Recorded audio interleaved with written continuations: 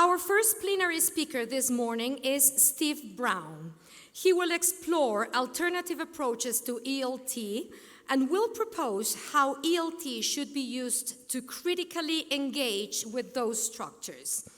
The title of this session is Emancipation, Not Indoctrination, Critical Pedagogy in ELT. Steve Brown started his English language teaching career in 1993 as a volunteer teacher in a secondary school in Mongolia.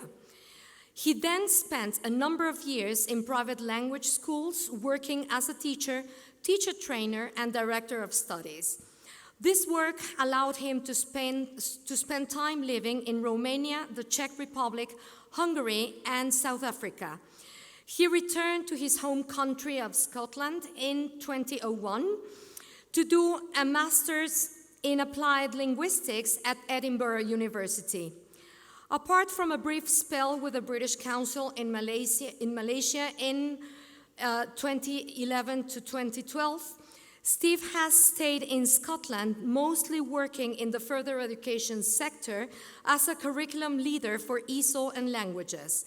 He completed a Doctor of Education at the University of Glasgow in 2018 and has recently started working at the University of West Scotland, where he is a lecturer in English language and TESOL and Director of Studies of the English Language Unit. Ladies and gentlemen, Steve Brown. Hello. Good morning, everybody. Thank you for responding. Very nice to see you all here. Thank you for getting up and coming in. It's a great pleasure and a privilege, really, for me to be here and to speak to you all today. And I'd like to thank the British Council for inviting me. I feel really quite honoured to be able to get a chance to talk to you. So as you heard in the introduction, I am from Scotland, and that's where I live, and I work in a university. And I won't blame you at all if you are thinking to yourself, what can this guy tell us that's going to be of any use whatsoever? I'm exactly the kind of person that I would probably advise you not to listen to. Native speaker, white man, from the United Kingdom, academic, middle-aged. There are many reasons why you might not have much faith in anything that I say, because I'm not familiar with the Mexican context.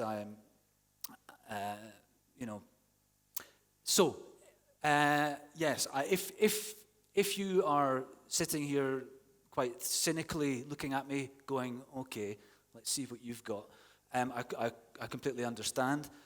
And I want to make it very clear from the beginning that I'm not here to tell you what to do. Okay, you're the experts when it comes to your teaching context. So I'm not trying to tell you what to do. What I am doing today is I'm looking at the English language teaching profession from a kind of global perspective. It is a global profession. There's no getting around that. English is a global language. English language teaching is a global profession. But there are features within our profession globally which have a direct impact on all of us in terms of our locality and the context that we're all operating within. So that's what I'm going to be talking about today. The title is Emancipation, Not Indoctrination, Critical Pedagogy in ELT. Another ironic thing about it is that much of what I'm talking about today has been heavily influenced by ideas that originated in Latin America. So it's all a bit messed up, really. This is a list of the kind of things that I'm going to be talking about. I want to start by presenting some different ways of conceptualizing ELT, and then I'm going to talk a little bit more about what education as emancipatory practice means, and then I'm going to kind of take a critical look, let's say, at the current paradigm that we find ourselves working in the English language teaching profession. And then I'm going to look at maybe some ways in which we can overcome or at least address some of the barriers that we're facing if we want to take an emancipatory approach to ELT, and then I'll draw some conclusions at the end. Sorry, is this timer working? So I've suddenly realized that I've still got 60 minutes left, but I can't because I've been talking for ages. Thank you. Okay, I want to first of all ask a question which is a very basic, fundamental question. What is the purpose of ELT? Very basic, very fundamental question, but maybe a question that actually I don't think we ask ourselves often enough. People that work in our profession, I don't know if we ask ourselves this question often enough. So, because of that, it actually might be quite difficult to answer. I don't know how you feel. Is this an easy question to answer? Would you like to have a go at answering it? Should I give you a couple of minutes to talk to each other and try and answer it? Yeah, go on then.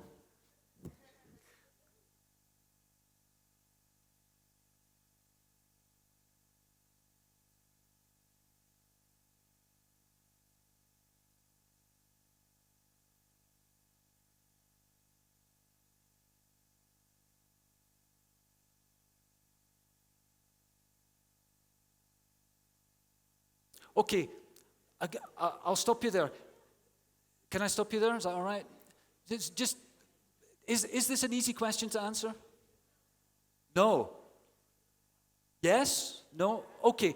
What I'm going to do, to make it slightly easier, I'm going to give you 3 possible answers. I'll make it into a multiple choice question. Okay? I'll give you 3 possible answers, A, B, or C, and you can then decide which one you agree with the most. Which one is closest to your own view, okay? I'll read them out first, but I'll show them up on the screen later, okay? So, A, B, or C, what is the purpose of ELT? Is it A, to give people necessary skills to meet the needs of industries and corporations in an increasingly globalized world? Or is it B, to give people necessary skills to achieve their potential within the existing structures of society? Or, this is your last option, so, is it C, to give people skills and capacities that allow them to effect change and make the world a better place?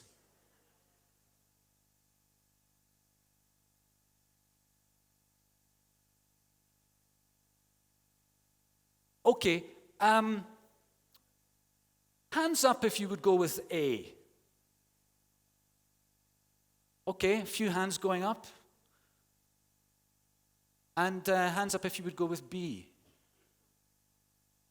Okay, rather more hands, I think. And what about C?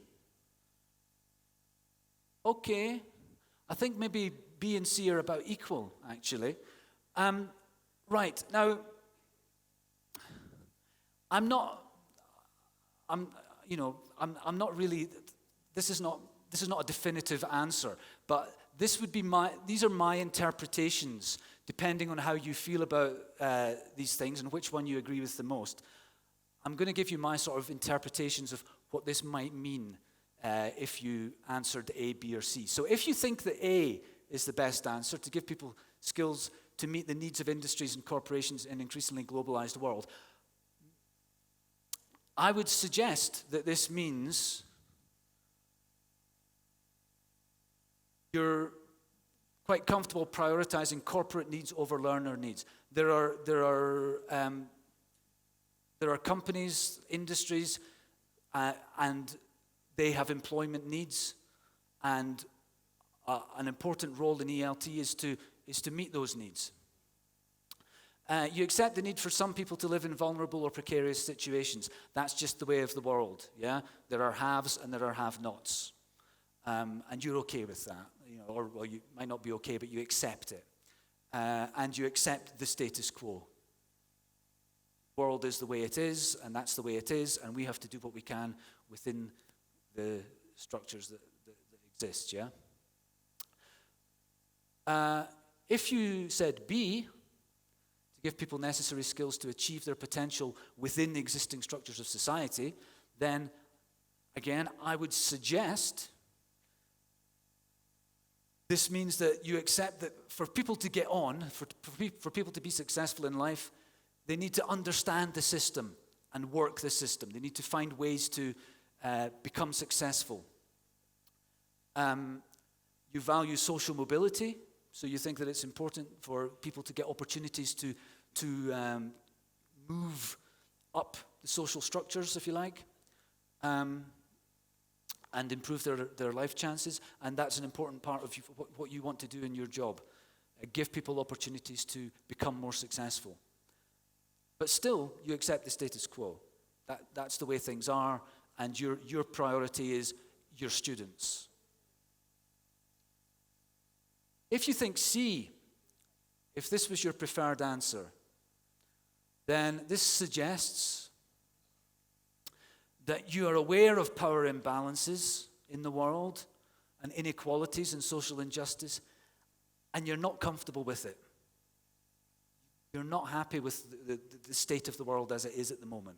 And you feel that education can play a role or should play a role in addressing these imbalances. And perhaps most importantly, you don't accept the status quo. Now, I don't know how that makes you feel. You might feel slightly uncomfortable about the way you've answered it and the way that I've interpreted your answer. So sorry about that, but would you please just bear with me for the next 48 minutes? I've been thinking quite a lot about this, and I've done quite a bit of research into the whole idea of how you can conceptualize ELT in different ways. And I've kind of been talking about this in other conferences. There's things on my blog that you if you look at my blog, you would probably find them, where I've taken these different conceptualizations of ELT and I've placed them on a continuum. But, this isn't just my idea. I've basically stolen it from a paper that I read by Christopher Worthman, which is quite an interesting study about English language provision to immigrants in the United States. And he talks about a continuum from empowerment to emancipation. I've taken that and just kind of extended it a little bit further. So what I'm suggesting here is that if it is possible to conceptualize ELT in different ways, and then to place those different conceptualizations on a kind of continuum. So on one side, we've got a kind of model of education which you could call indoctrination, which is quite a strong word, but I think it's appropriate. And basically, the idea with indoctrination is you're giving people the skills to do what is required by the people in power, so that those people in power can remain in power. The image there is, that's a brain in a washing machine, just in case that wasn't clear. So it's using education, or in our case, ELT, to give people the language and the language skills that are required by those who are in control of society, those who are in power, and nothing else. You can move further along the continuum, and you've got maybe a thing called empowerment. So empowerment is much more focused on the individual learners, and giving them the skills that allow them to be successful within the existing structures of society, yeah? So society continues to be the way it is, but we're prioritizing our learners, and we're trying to give our learners useful language and useful skills that's going to allow them to perhaps move up in society, get into a more elevated position. And then at the other end of the continuum, we've got emancipation. And emancipation is all about allowing people to be able to participate in democratic society with a view to effecting change. So it's not about being successful within the existing structures of society. It's about considering ways to change society. There's a transformative kind of element to it. So emancipatory education, this is taking a step away from ELT and looking more at education in general. Henry Giroux, who I think invented the term critical pedagogy, I think he was the first person to use that term. He describes, the purpose of education in his view is it's all about the creation of an informed, critical citizenry capable of participating and governing in a democratic society. So it's about giving people the skills so that they can not just be successful, but actually be involved and looking at society as a thing that needs to change, as a problem. And education can be part of the solution. So we're talking here about critical pedagogy. And critical pedagogy, although I think Henry Giroux was the first person to use that term, it has its origins in the work of an educator from Brazil called Paulo Freire. There's a few people nodding. A few people have heard of Paulo Freire. That's great. Good to hear. Paulo Freire was an adult literacy educator in Brazil in the sort of 1960s and 70s. He wrote a book called Pedagogy of the Oppressed in 1970, I think, and then a few other books after that. And I'm going to give you a very quick crash course in critical pedagogy, just what are the basic principles of it. The first thing that Freire talks about is he's very, very critical of the kind of traditional model of education, which he rejects. He calls this the banking concept of education, the idea that the teacher is the person who knows. The students are the people that don't know. And the role of the teacher is to decide what the students should know and then transmit that information and kind of deposit it into the brains of the students. And the students passively receive that knowledge. And so this is the idea of the bank. This is why he uses the term banking concept. The knowledge is deposited into their minds, and then maybe later on they can make a withdrawal of some of that information, when they've got an exam or whatever. Fred is very critical of that, and he rejects that idea, and instead he proposes what he calls a problem-posing approach to education. So rather than the teacher coming into the class and saying, I have all the information, here are all the answers, the teacher comes in and says, here's a situation. What do you think of that? And presents information not as a solution, but as a problem. And then it's up to the students to negotiate and discuss and explore what the reasons are behind it. Critical pedagogy is very big on participatory methodologies, which is all about involving the students, not just getting the students involved in the classroom, but getting the students involved in the decisions about what the curriculum content should be, what it is they want to study, what topics are important to them, what language do they need, what do they need it for. So involving the students at that level as well. There's a key focus on the development of critical consciousness. That's the translation. The Portuguese word is conscientização. My this is the only Portuguese word I know. So forgive me if my pronunciation is rubbish. But it translates into English as critical consciousness. I'm not sure what the word in Spanish would be. But it's about giving students a kind of realization, allowing students to become aware of their position within society and what factors are at play that conspire, if you like, to put them in those positions. And then when all of that kind of comes together, what tends to happen is that social justice issues start to come to the fore and drive what the content should be. Now, to me, that all sounds really good in principle, but I'm now going to give you a kind of quick overview of things that go on in ELT, things that happen in our profession, which, in my opinion, make critical pedagogy very difficult to implement. I've got kind of 5 different things. I'm going to run through them fairly quickly. So I've got lots of slides, and I'm going to be doing this.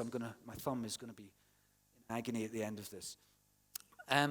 So 5 different things, features of our profession, which I feel limit our capacity to implement critical pedagogy or emancipatory practice in our teaching. The first thing I want to talk about is the parsnip principle.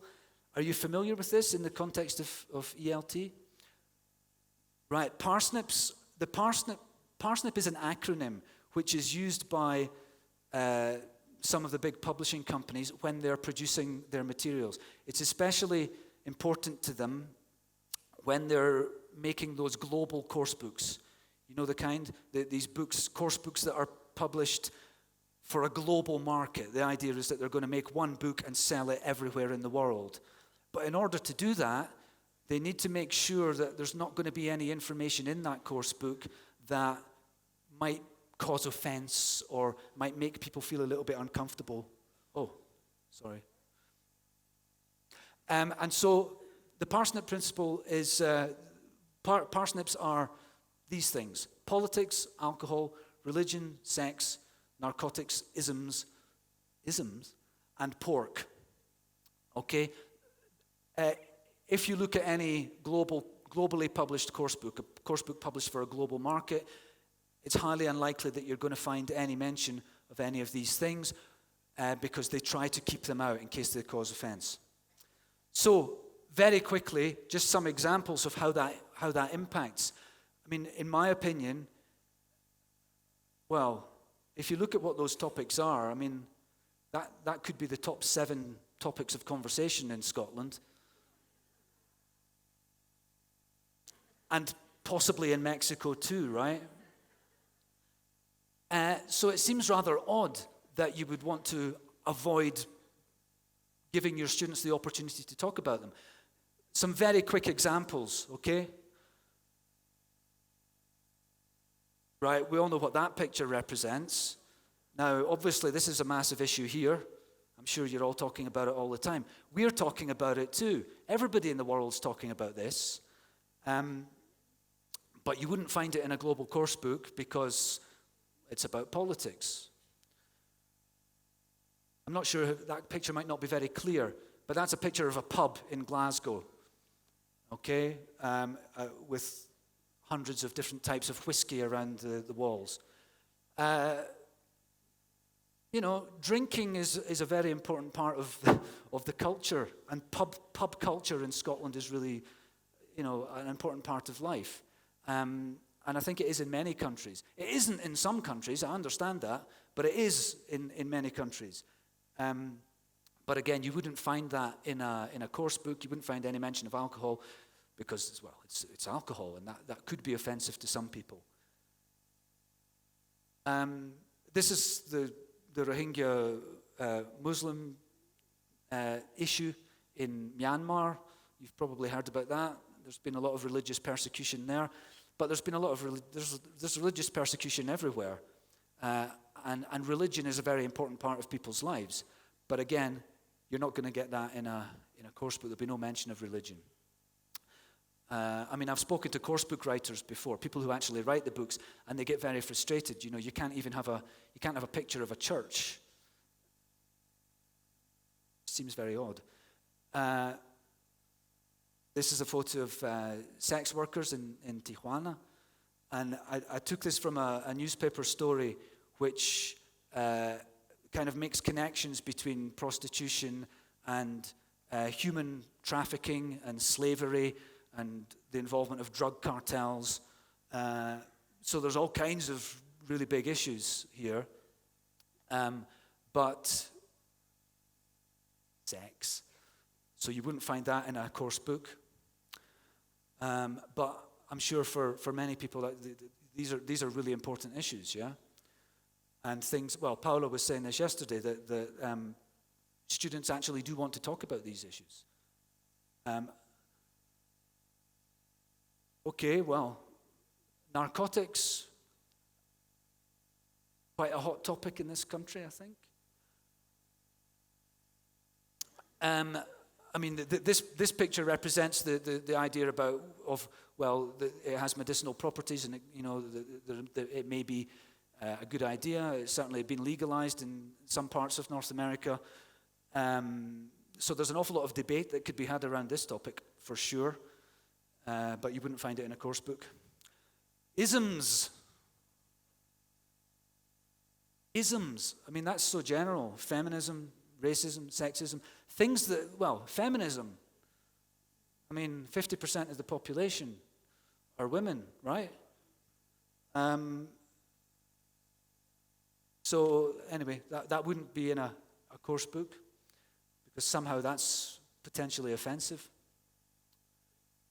And of course, finally, barbecued pork ribs. I completely understand that you're probably not going to want to talk about barbecued pork ribs if you're teaching in the Middle East. I can understand that, you know.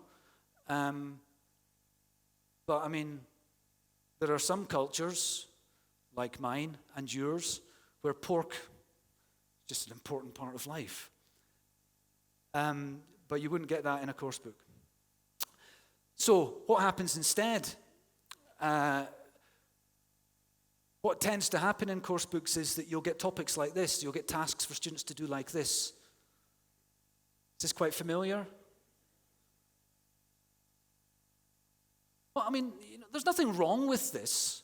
There's nothing wrong with asking your students to write a description of their favorite room or listen to a song and fill in the gaps. I'm not saying there's anything wrong with all of this. But if that's all you do, I think we're doing our students a bit of a disservice, right? We're kind of denying them the opportunity to talk about, to gain the language that allows them to talk about some very important issues, right? The next thing I want to talk about is this. Focus on fun. Now, I like a good laugh as much as anybody else. Honestly, I do. Don't be fooled by this miserable face, my boring Scottish accent. I like a good laugh, and I enjoy having fun in the classroom. But I'm also very aware that it is possible to have a really, really good time and really, really enjoy yourself and learn absolutely nothing. In fact, I think I've just described every Saturday night of my life when I was in my 20s. Same mistakes. Every week. Every Sunday, never again. Every Saturday, let's do it. So, but back to the classroom. Of course, it's good to have fun, and having fun can be incredibly motivating and very engaging. And especially if you're working with younger learners, you want to make sure that there's high energy levels and students are having a good time. But there are some things going on in the world today that are just simply not funny. And it's very difficult to make them into a fun activity. And I think if we're so preoccupied with having a good time and making sure the students enjoy themselves, there's a danger that we're going to shy away from certain very useful topics that we could bring into the classroom. And again, here are just some examples, yeah? Deforestation of the Amazon. Some really interesting issues here, and you can look at both sides. Reasons for deforestation, good, brings jobs, develops industry, agriculture, but then at the same time, potentially catastrophic consequences in terms of CO2 emissions, indigenous communities that live in the forest, biodiversity. So lots and lots of stuff to discuss, but difficult to make into a fun activity, right? That's what polar bears look like, right? Wrong. That's what they look like now. And according to this report from National Geographic, it's as a direct result of climate change. Now, this is a really important thing to talk about, and you could have a really interesting discussion in the classroom about this. But again, it's not funny, is it? It's heartbreaking. There are Nazis in the United States, you know. Nazis. Proper Nazis, like. I mean, I don't just mean people with right-wing political views. Actual Nazis. Look, with the swastikas and stuff. I mean, that's surely worth exploring. I mean, I think that could become quite an interesting source of classroom content. But you're not going to make a game out of it, are you? With your students, Can you imagine one of those games where walk around the class and everybody's got a name stuck to their head? Guess who I am? Oh, am I a man? Yes. Oh, do I have a moustache? Yes. Oh, did I murder 6 million Jews in the 1940s? Yes. Oh, I win. It's a source of really useful classroom content, but it's not a source of fun. Did you see this image? It came out a couple of years ago. This was when the migrant crisis in Europe was at its height. Babies were being washed up on beaches. It was absolutely horrific. The migrant crisis in Europe, mostly to do with the war in Syria. There's an awful lot to unpack there. War, reasons for war. Why does this happen? Foreign intervention. There's all kinds of things that you could discuss in the classroom. But again, it's not funny. And if we're so preoccupied with having fun and making sure our classroom is an enjoyable place to be all the time, I worry that we're going to shy away from some of these really, really important and interesting and worthwhile topics. And if we avoid bringing these topics into the class, again, we're denying our students access to the language that allows them to express their own opinions and talk about these things outside the classroom. Next one thing I want to talk about is aspirationalism. And this idea of aspiring to certain things. Now, there's nothing wrong with having goals and dreams. We all have dreams. But if you look at the kind of dreams and aspirations that get presented in global course books these days, they tend to be... Well, let me show you an example.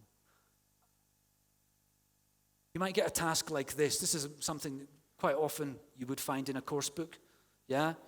Especially if you're teaching the second conditional, right?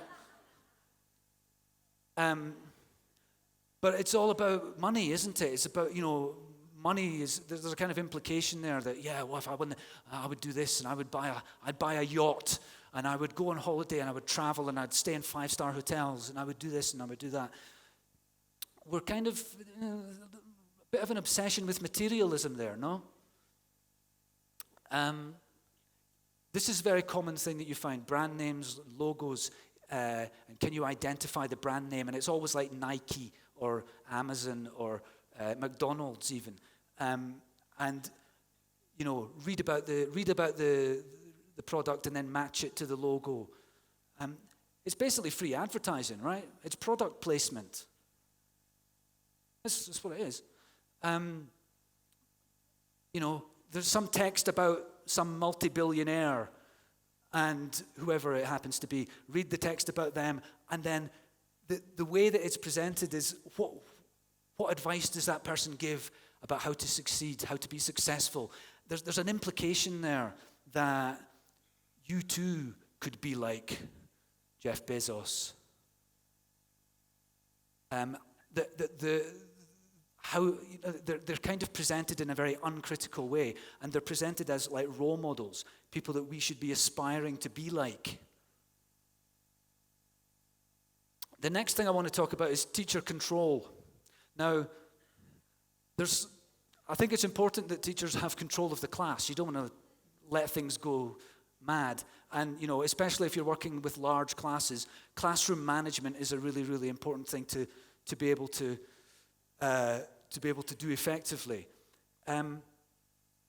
But I think that the level of control that seems to be sort of regarded as the norm that we're expected to do is just, I think, a little bit. This is an example of a lesson plan. Yeah?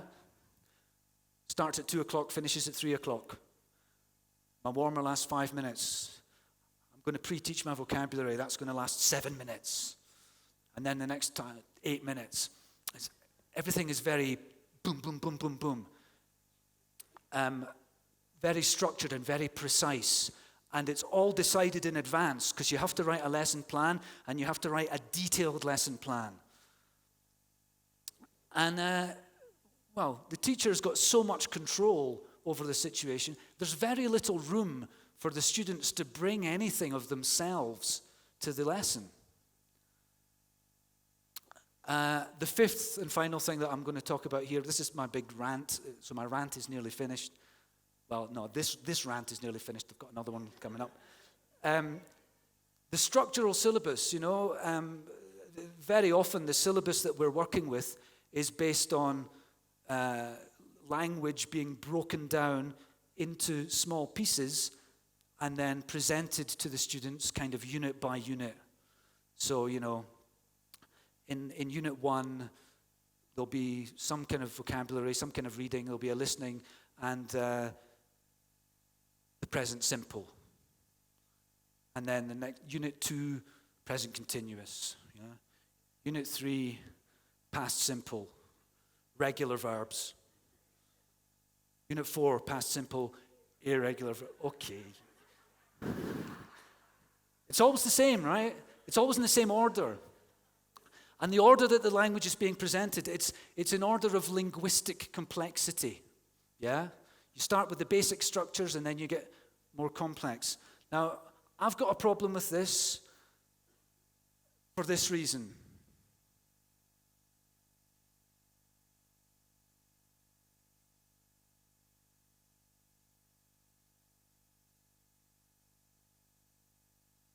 It's a very long sentence.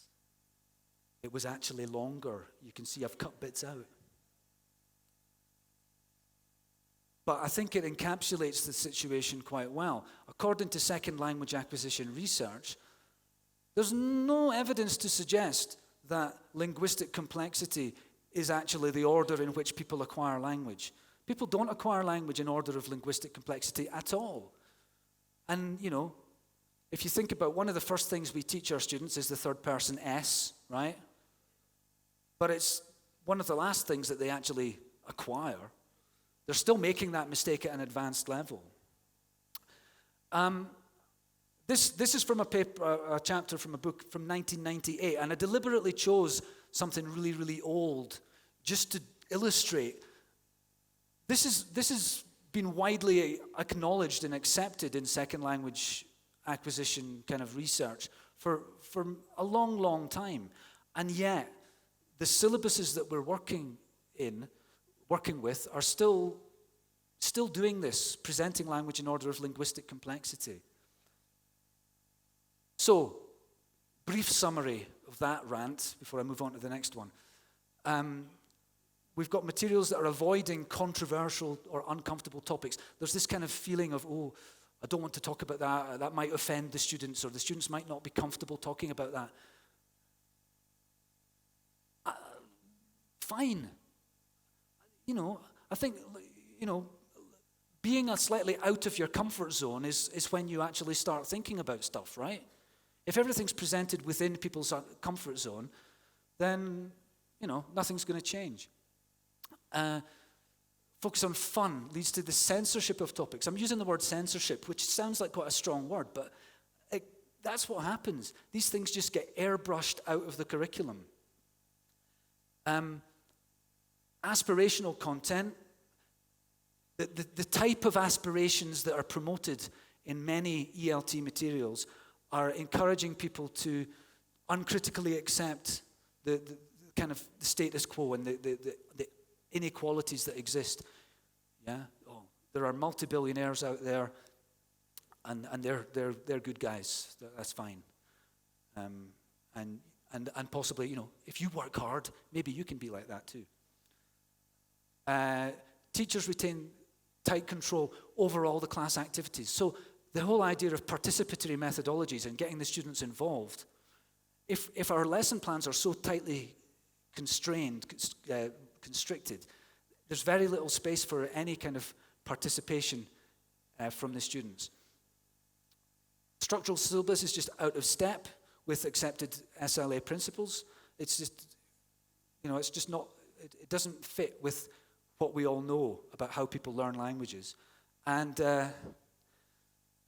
very often the way that the syllabus that we use is very often coming from one of these global course books or a course book that has this very kind of prescriptive approach. So, you might be saying to yourself, yeah, okay, there are all of these things, but that's not what I do in the class. There are other things, that we can do. We can work our way around this.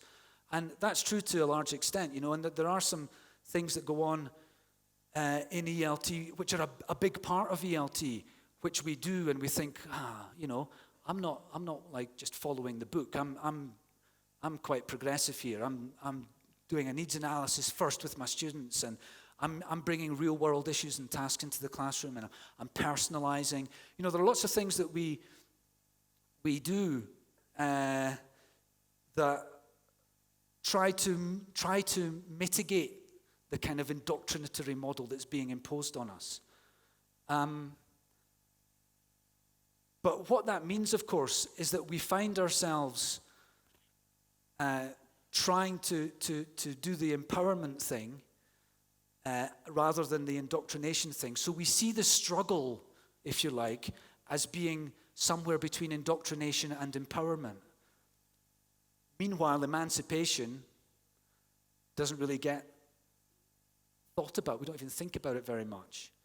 And I think it's important to bear in mind that empowerment is fine. Empowering our learners is perfectly, I don't have a problem with empowering our learners. That's fine, that's great. But if we just stop there, we're not actually going to emancipate our learners. There's a clear distinction between empowerment and emancipation. As Tom Ingalls said in this paper, he says, empowerment involves people developing capacities to act successfully within the existing system and structures of power, while emancipation concerns critically analyzing, resisting, and challenging structures of power. Okay, so if we seek to empower our learners and nothing else, then nothing's going to change. The system isn't going to change. Ingalls goes on in the same paper and he says, a process which supposedly leads to increased or devolved power leads in effect to a more subtle form of incorporation. Because if all we do is empower our students, we're basically just giving them the skills to be more successful at doing the jobs that are required of them within these existing structures. Those structures are still not changing.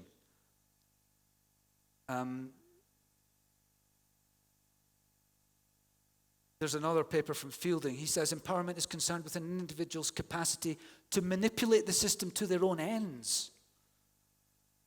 And if the system that we're operating within encourages people to be competitive, entrepreneurial,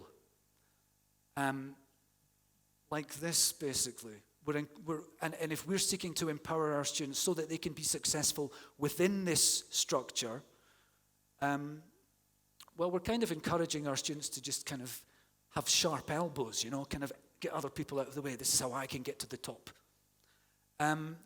So if we stop at empowerment, there's a danger that it's just going to fall back into a kind of indoctrination model again. And this is a concept which James Avis calls comfort radicalism. He describes this as the contradictory relations in which we're enmeshed and the manner in which we become complicit with those wielding power while presenting ourselves as radical. So we think we're being radical. We think we're doing something quite progressive and different and anti-establishment because we're empowering our students. But if we're not emancipating our students, nothing's changing. And effectively, it just falls back into a kind of indoctrinatory model. Basically, what I'm telling you here is that I think ELT, as a global profession, or some might say as a global industry, people use that term, is a neoliberal profession. That's my claim. There are things that we do which sound good. All of that stuff sounds great, and it's presented to us as really good. We're doing a good job. We're getting our students to aspire to great things.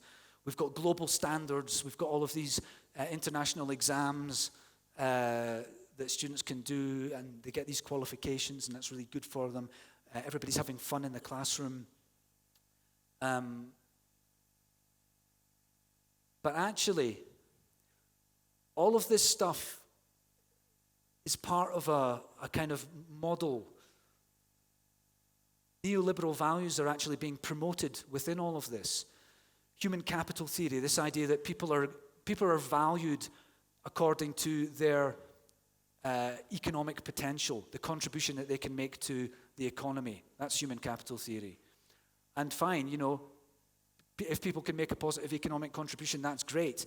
But if that's all we're concerned with, what about all the other stuff? What about all the other reasons that people might want to learn English? And then all of these other neoliberal values that get promoted within our materials, individualism, selfishness. It's effectively a kind of indoctrination into this model. McDonaldization, have you heard of that phrase? McDonaldization is this kind of one-size-fits-all. You create a product, one single product, like the Big Mac, and then you sell it all over the world. And if you've got one product that you can sell all over the world, well, presumably that cuts down on your production costs or whatever, and that makes things more efficient and more effective. But what happens in reality in ELT, when we've got the McDonaldization of English language teaching materials, we've got McDonaldization of English language teaching qualifications, teaching qualifications and language qualifications for students.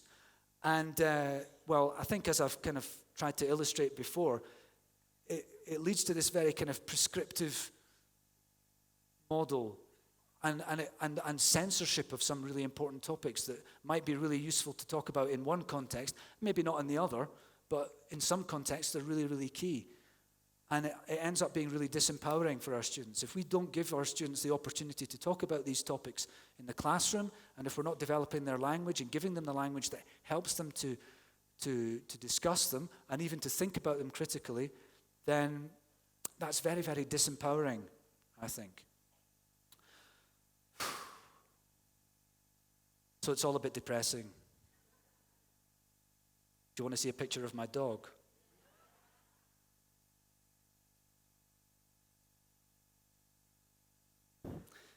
If there's one thing I've learned from this conference, thank you, Kerry.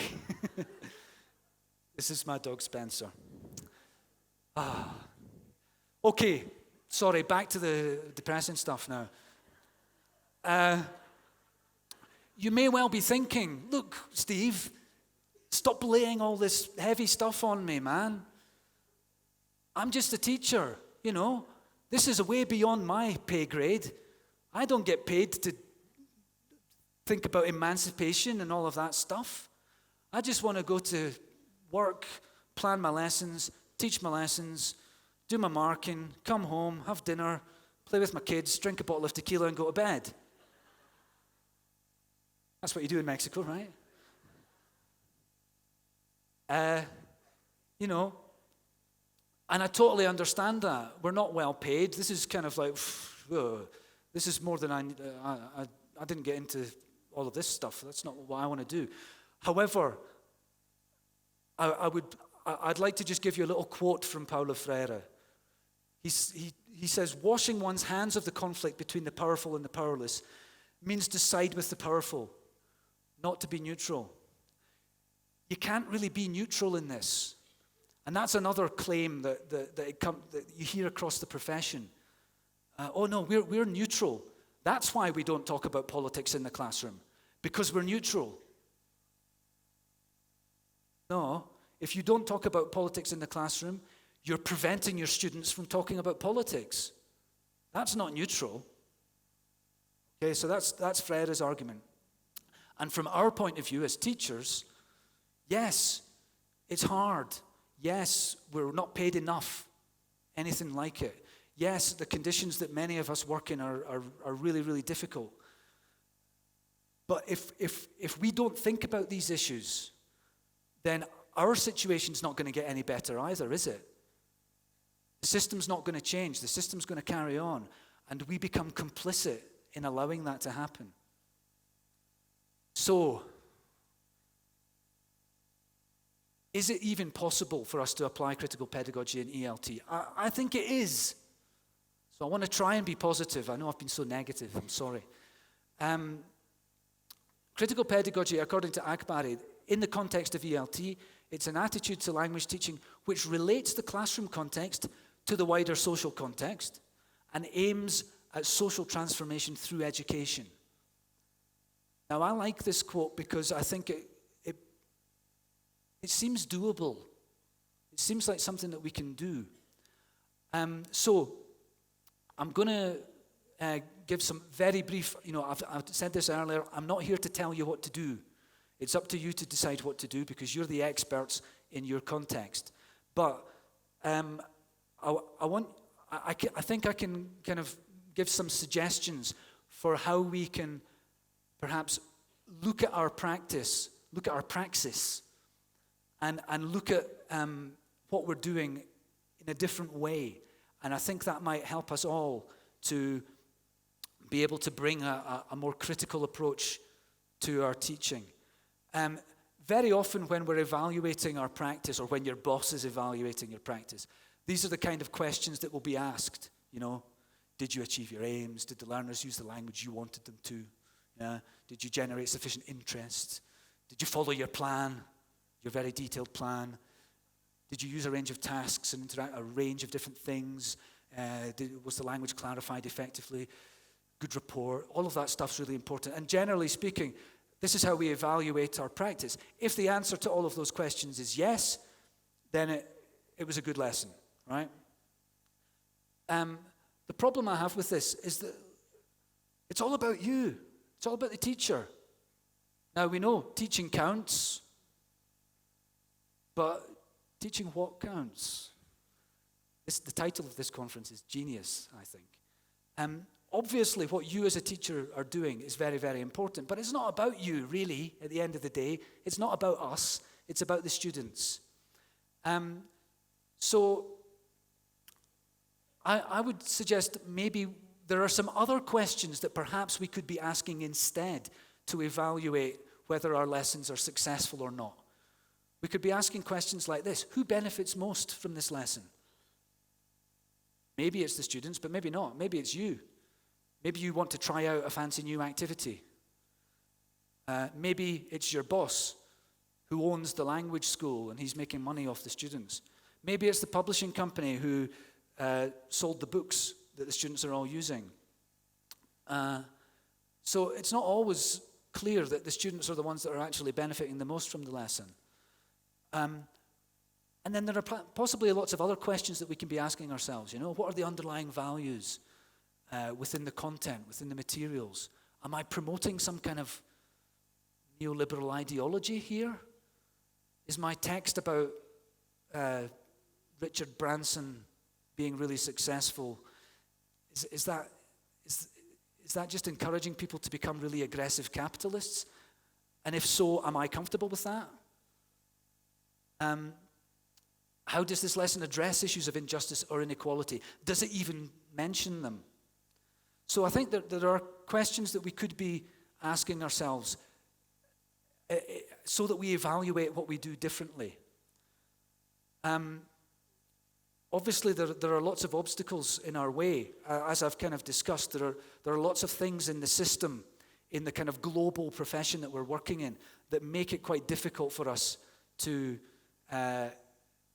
take a critical pedagogy approach or an emancipatory approach to ELT. All of these things are very, very well established in our profession. And therefore, we need to find ways to kind of overcome these obstacles. So what I'm suggesting is that, we maybe look at different ways of evaluating what we do. Making education our top priority rather than profit. Rather than saying, right, here's a very fixed prescriptive syllabus, giving the students opportunities to get involved, co-creation of the syllabus, participatory methodologies, bringing the students into the learning experience just that little bit more. And hopefully we could be trying to push ELT along the continuum a little bit further, away from indoctrination altogether, and making our practice empowering for our learners, but not just empowering. Maybe heading towards emancipation as well. There are things that we can do. Institutions could be doing things. So I'm not quite sure what everybody's individual job is here, but if you happen to be a school manager or a head of department or something, if you have some kind of power or control at an institutional level, maybe these are some things that you could be doing, rather than just using a structural syllabus with all the kind of grammar being presented in atomistic fashion, in order of linguistic complexity. Actually looking at what second language acquisition theory tells us about language acquisition, and maybe bringing that into how we design the curriculum. Being a little bit more critical about how we select our materials, rather than just relying on a book, this has been very successful in Egypt, so it must be good. Maybe it's great in Egypt, but, more localized materials. I mean, our learners' individual contexts are key, very important, because that's what they relate to. That's what motivates them. Making CPD as well, continuing professional development, more localized, rather than just, there's these global TESOL qualifications that are internationally recognized, which have very high status in many places, but they're so generic that they're, in many contexts, completely useless. I did a CELTA, before it was called the CELTA, but I did the CELTA in 1993, and then I went to work in Mongolia. And very quickly I realized that all of the stuff that I had learned on the CELTA was completely useless. I didn't have a photocopier for a start. I was just like, how can I work in these conditions? I don't have a photocopier. Exploiting the 21st century skills agenda. Everybody's talking about 21st century skills. What actually are the skills required for the 21st century? Well, it's not just skills for employability. I think it's skills for being able to just understand what's going on in the world. A lot of the stuff that Tyson was talking about yesterday, actually. Giving people the skills to think critically and identify nonsense when they hear it. And also bringing critical thinking into the assessment process as well. So that assessment is not just about reproducing stuff that you've learned before, but actually encouraging students to evaluate. If you're a teacher, there are things that you can be doing as well. Don't avoid parsnips, serve them up. Bring that stuff into the classroom. Look at alternative sources of motivation. Don't just rely on games to motivate your students. Think about the topics as well. Some of these topics can be really, really motivating as well. Don't be afraid of, opening a can of worms. Open those cans of worms. Bring that into the classroom. And then give the students the chance to, play with the worms or do whatever they want to do with them. Include some space for co-creation. Encourage the students to reflect on their position in society. So that's critical consciousness. And think about what it is. Why is it that they're in that position? If they're in a vulnerable, difficult position, why is that? If they're in a very privileged position, why is that? At whose expense? Collaborative project work with real transformative impact. Looking at ways to actually do tasks, get the students doing tasks and projects that can actually benefit society. These are my conclusions. There's a tendency for ELT to be indoctrinatory, okay, as I think I've tried to illustrate. But we can also use ELT to address inequalities and injustices. Look for solutions to the problems that we have in society. But for ELT to become a genuine force for good, we need to reconceptualize it. We need to look at what we're doing in a different way and consider how ELT can be an actual form of emancipatory practice, a force for good. And in order to do that, I would encourage all of us, everybody, ELT professionals across the world, to use whatever power they have to try and bring emancipation into the profession, to try and bring that in. So whatever your position is, we all have some element of power. For some of us, for many of us, it's very limited. It's limited to the classroom context. But we still have some power. And I would encourage you all to try and make the most of that, to try and make what we do more emancipatory, and to look to actually change society and look at English language teaching as a transformative project. So, that's me finished. Those are all of my references. And thank you all very much. Enjoy the rest of the conference today.